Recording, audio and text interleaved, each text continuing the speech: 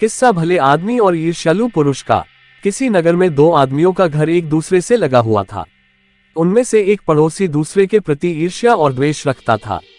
भले मानस ने सोचा कि मकान छोड़कर कहीं जा बसूं, क्योंकि मैं इस आदमी के प्रति उपकार करता हूं और यह मुझसे वैरी रखे जाता है। अतः वह वहां से कुछ दूर पर बसे दूसरे नगर में एक अच्छा मकान खरीदकर, जिसमें एक अंधा कुआं भी था, रहने लगा। उसने फकीरों का बाना भी ओढ़ लिया और रात दिन भगवान के भजन में समय बिताने लगा। उसने अपने मकान में कई कक्ष बनवाए, जिनमें वह साधु संतों को ठहराता और भोजन दिया करता था। इससे वह नगर में बहुत प्रसिद्ध हो गया और लोग उससे मिलने को आने लगे। उसकी प्रसिद्धि शीघ्र ही बढ़ गई। दूर दूर से लोग आते और अपनी मनोकामना की पूर्ति के लिए भगवान से प्रार्थना करने के लिए उससे निवेदन करते। उसके चमत्कारों की ख्याति उस नगर में भी पहुंची जहां वह पहले रहा करता था। उसके पुराने पड़ोसी को यह सुनकर और भी ईर्ष्या हुई। उसने निश्चय किया कि उसी के मकान में जाकर उसे मार डालूं। वह जाकर उसके घर पर मिला। संत पुरुष ने अपने पुराने पड़ोसी की बड़ी अभ्यर्थना की। ईर्ष्यालु व्यक्ति ने यह झूठ कहा कि मुझ पर एक विपत्ति पड़ी है, जिसके निवारण के लिए मैं तुमसे प्रार्थना करने आया हूँ, किंतु मैं इस कठिनाई को गुप्त रखना चाहता हूँ और तुम अपने चेलों तथा अन्य साधुओं से कह देना कि जिस समय में और तुम बातें कर रहे हो, कोई अन्य व्यक्ति पास में भी न आए। संत पुरुष ने ऐसा ही आदेश दे दिया। अब उस दुष्ट आदमी ने एक झूठ मूठ का लंबा किस्सा बनाया और संत पुरुष से कहने लगा। फिर उसने कहा कि हम लोग टहलते हुए ही इस किस्से का कहना सुनना पूरा करें। संत ने वह भी मान लिया। बात करते करते जब वे कुएं के पास आए तो दुष्ट मनुष्य ने संत को अचानक धक्का देकर कुएं में गिरा दिया और स्वयं चुपके से मकान से चलकर भाग खड़ा हुआ। वह अपने जी में बड़ा प्रसन्न था कि यह आदमी जिसकी प्रसिद्धि ने मुझे जला रखा है, खत्म हो गया। किंतु उस संत पुरुष का भाग्य अच्छा था। उस कुएं में परियां रहती थीं, जिन्होंने उसके गिरने पर उसे हाथों हाथ उठा लिया और सुविधापूर्वक एक जगह बिठा दिया। उसे चोट नहीं आई, लेकिन परियां उसकी दृष्टि से ओझल ही रहीं। वह संत पुरुष सोचने लगा कि इस दशा में मुझे लाने में भगवान की कुछ कृपा ही होगी। थोड़ी देर में उसे ऐसी आवाजें सुनाई देने लगी जैसे दो आदमी आपस में बातें करते हो।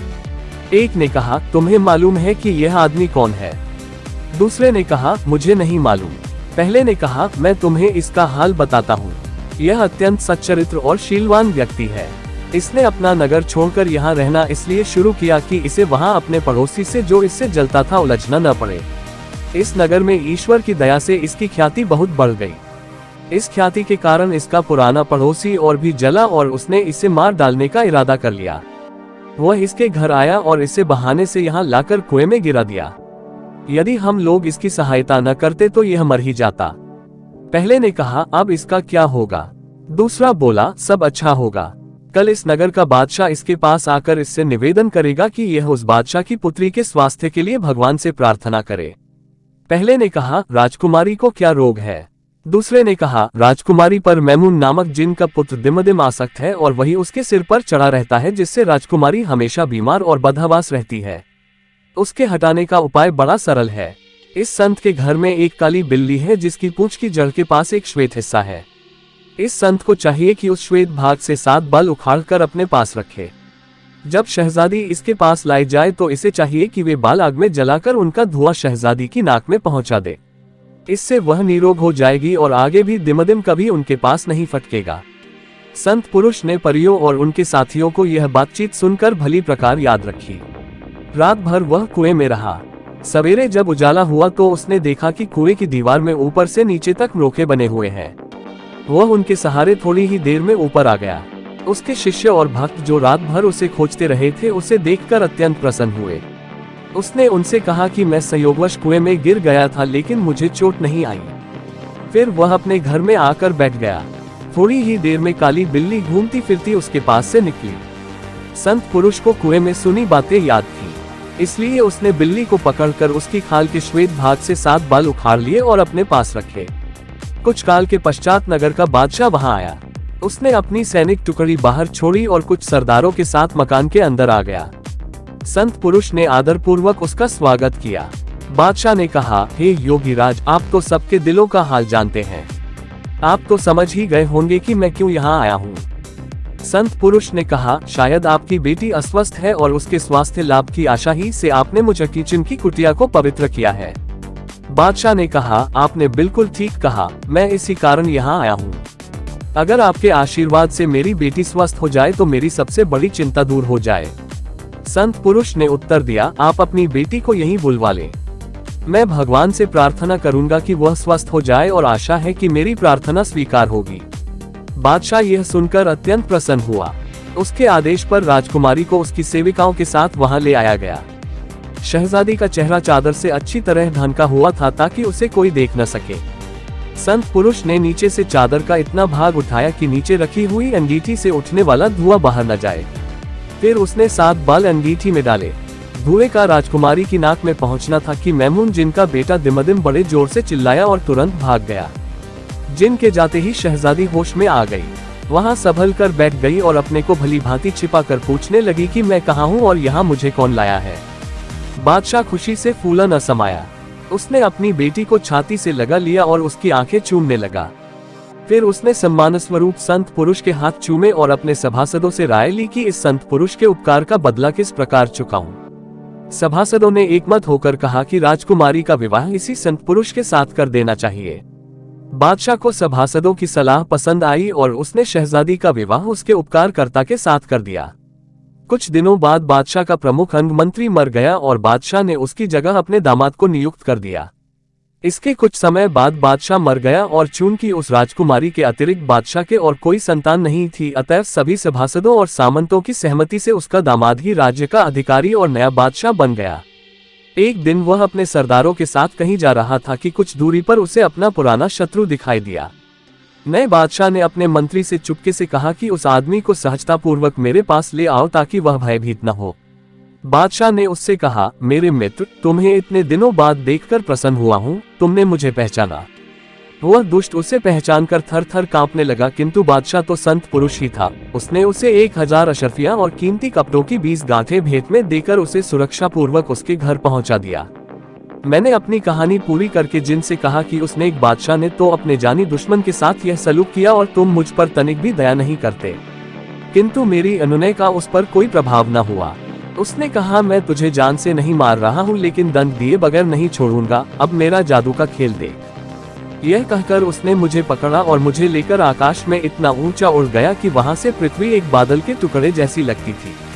फिर एक क्षण ही में मुझे एक ऊंचे पर्वत के शिखर पर ले गया। वहां उसने एक मुट्ठी मिट्टी उठाकर उस पर कोई मंत्र पढ़ा और बंदर हो जा कहकर वह मिट्टी मेरे ऊपर छिड़क दी और गायब हो गया। मैं अपने को बंदर के रूप में पाकर अत्यंत दुखित हुआ। मुझे यह भी मालूम न था कि मैं कहाँ हूँ और वहां से मेरा देश किस दिशा में और कितनी दूर है। खैर, मैं धीरे धीरे पहाड़ से उतरकर मैदान में आया और वहां भी मैंने सारा प्रदेश निर्जन देखा। अटकल से एक ओर को चलने लगा। 1 मास के अंत में मैं समुद्र तट पर पहुंच गया। समुद्र बिल्कुल शांत था और तट से कुछ दूरी पर एक जहाज लंगर डाले खड़ा था। मैंने जहाज पर जाना ही उचित समझा। किनारे के एक पेड़ से 2 टहनियां तोड़ी और उन्हीं के सहारे तैरता हुआ जहाज पर पहुंच गया। जहाज की रस्सी के सहारे मैं जहाज के अंदर पहुंच गया।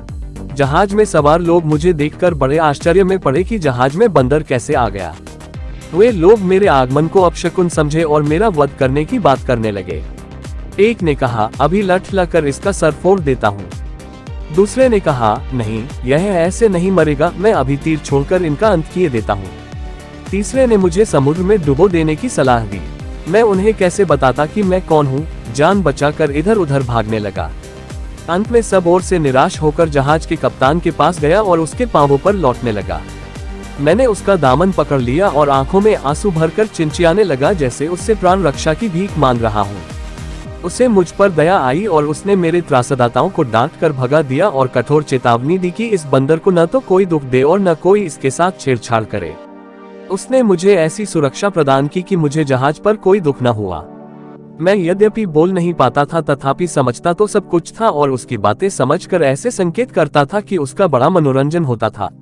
धीरे धीरे जहाज पर सवार सभी लोग मुझ पर कृपालु हो गए और मुझे प्यार करने लगे। 50 दिन की यात्रा के बाद जहाज एक बड़े व्यापार केंद्र में पहुंचा। यह बहुत बड़ा नगर था। उसमें बड़े बड़े मकान थे। मल्लाहों ने जहाज को बंदरगाह में ठहराया। कुछ समय में ही नगर के बड़े बड़े व्यापारी जहाज को देखकर व्यापार की आशा में उस पर पहुंच गए। जहाज पर उनके कई मित्र व्यापारी थे। यह मित्र आपस की बातें करने लगे और यात्रा का हाल कहने सुनने लगे, क्योंकि जहाज बहुत से देशों से घूमता हुआ आया था।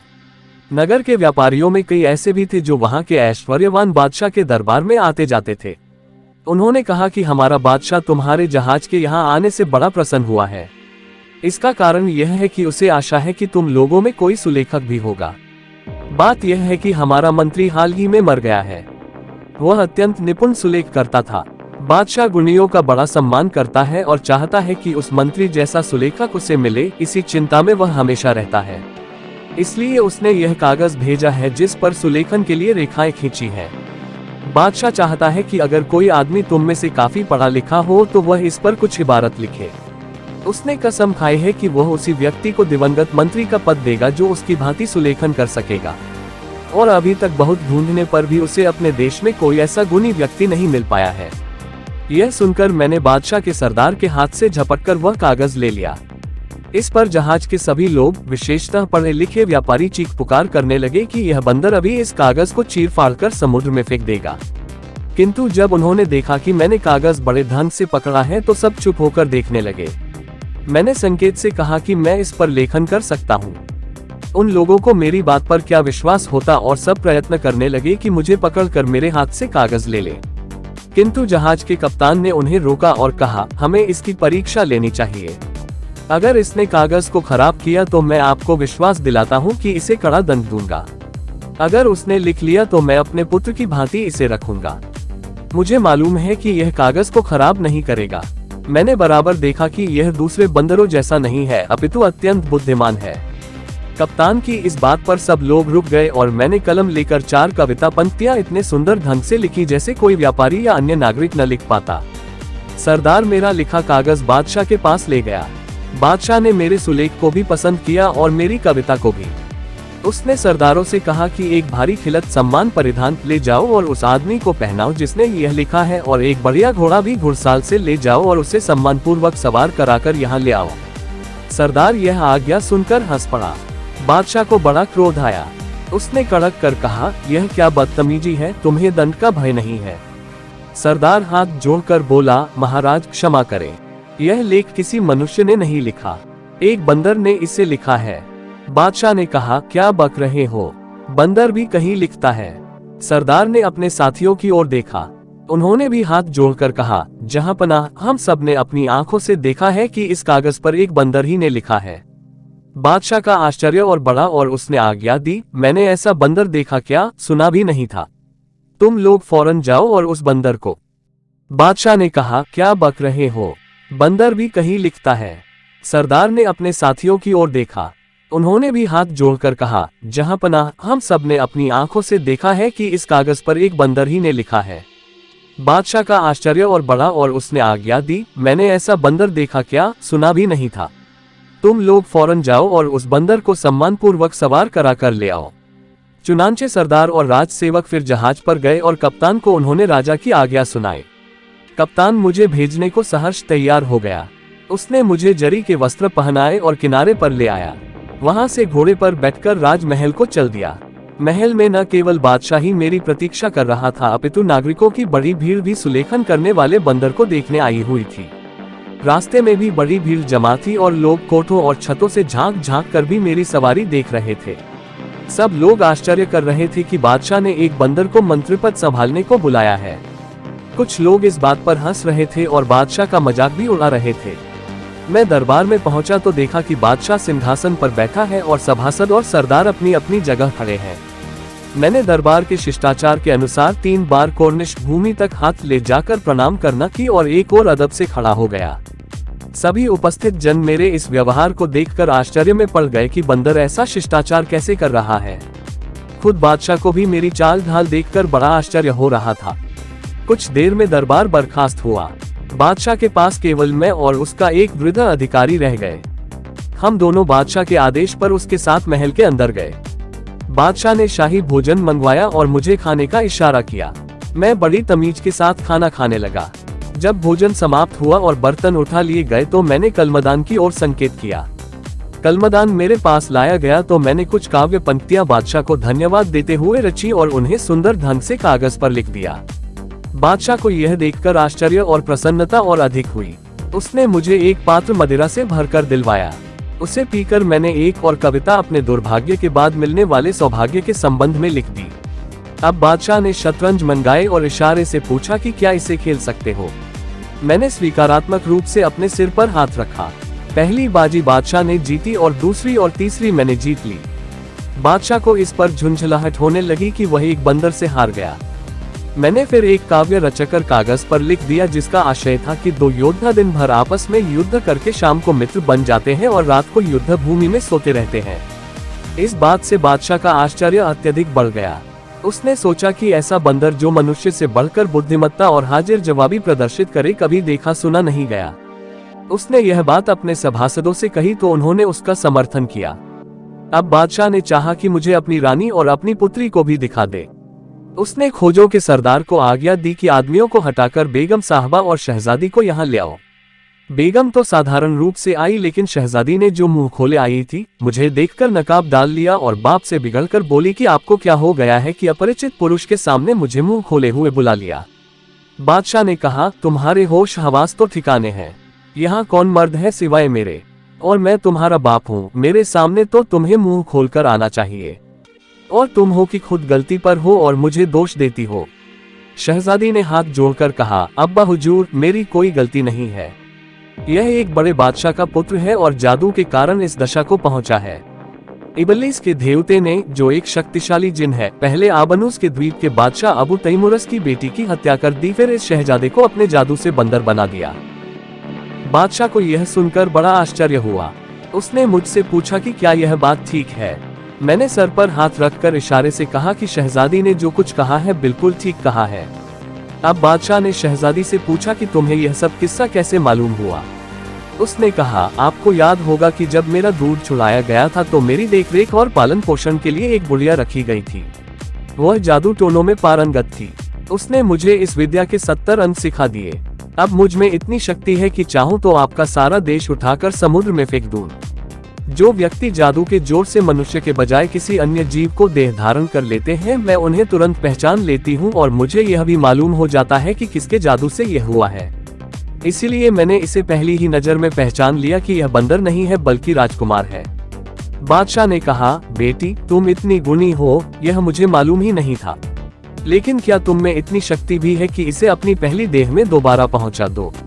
राजकुमारी ने, जिसका नाम मलिका हसन था, कहा, निस्संदेह मुझ में ऐसी शक्ति है।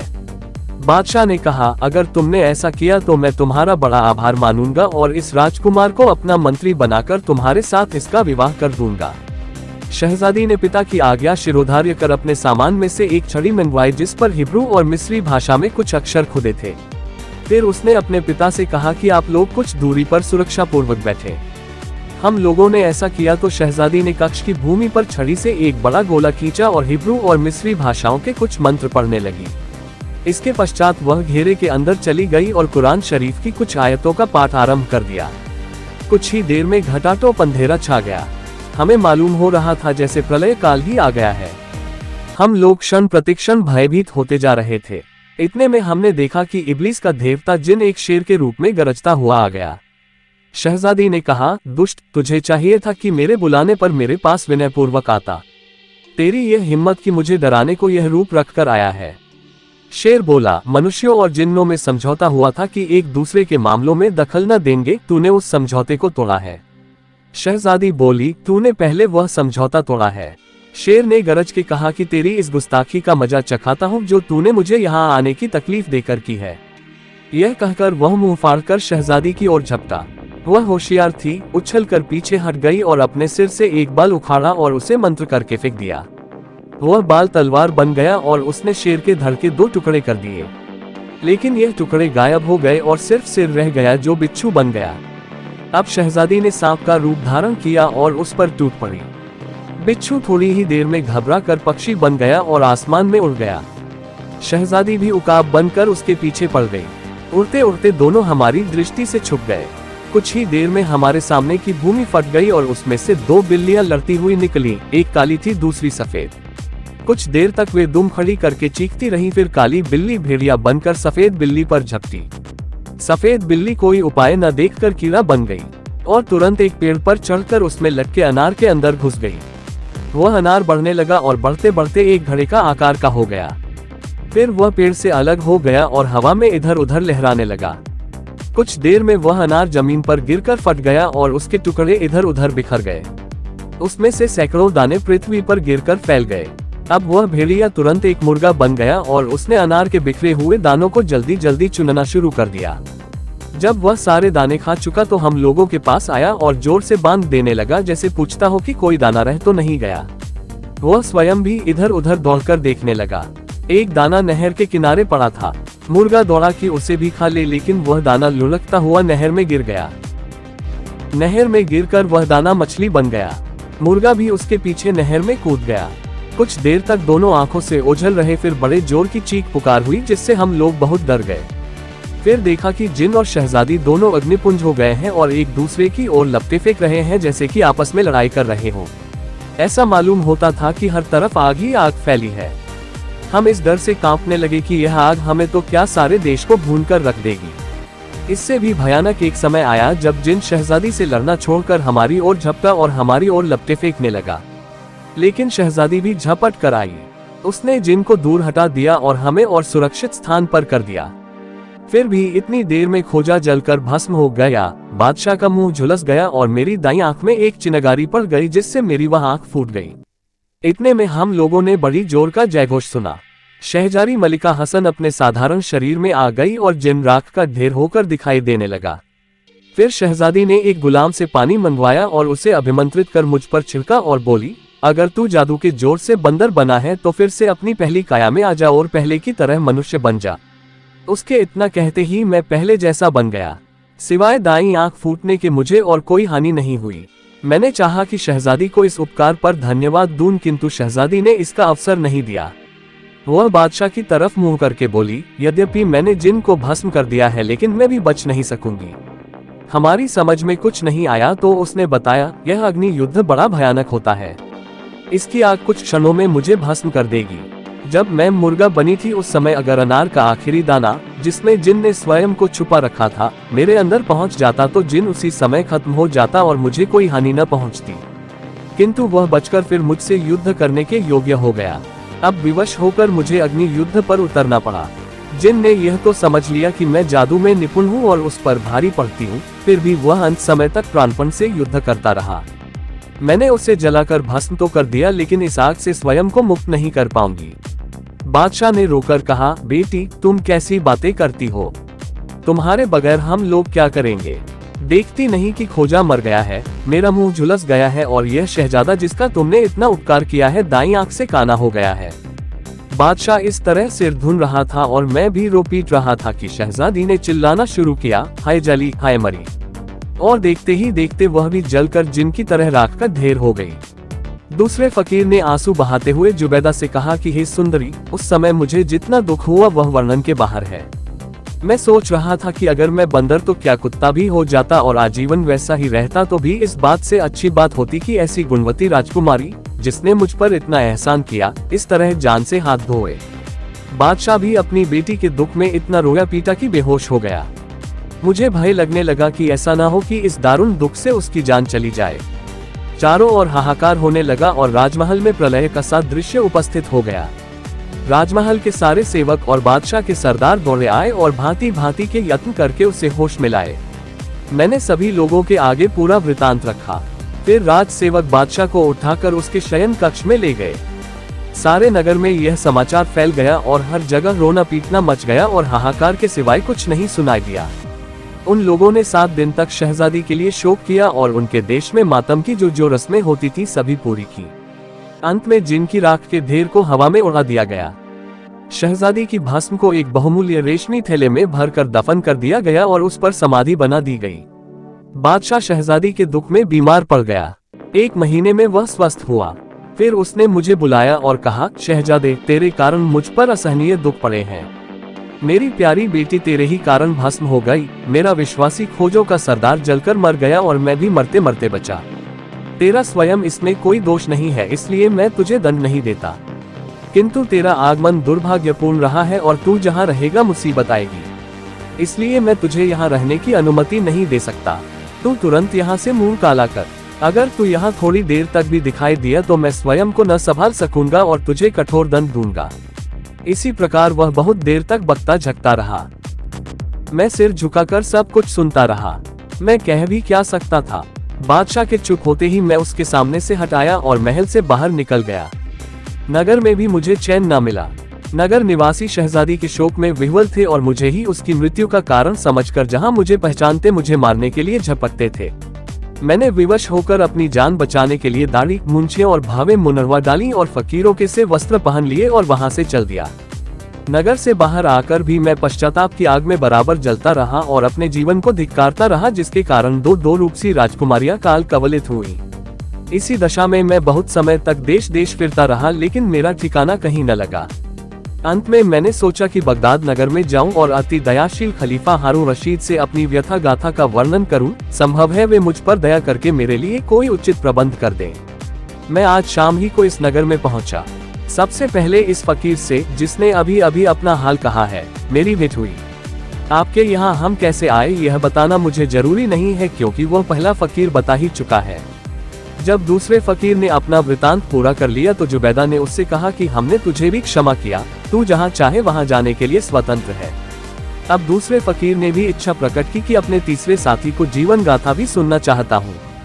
इस पर जुबैदा ने कहा, अच्छा तुम भी मजदूर और पहले फकीर के पास जाकर चुपचाप बैठ जाओ। उसने ऐसा ही किया। जुबैदा ने अब तीसरे फकीर से अपनी कहानी सुनाने को कहा और उसने जुबैदा के सामने बैठकर कहना आरंभ किया।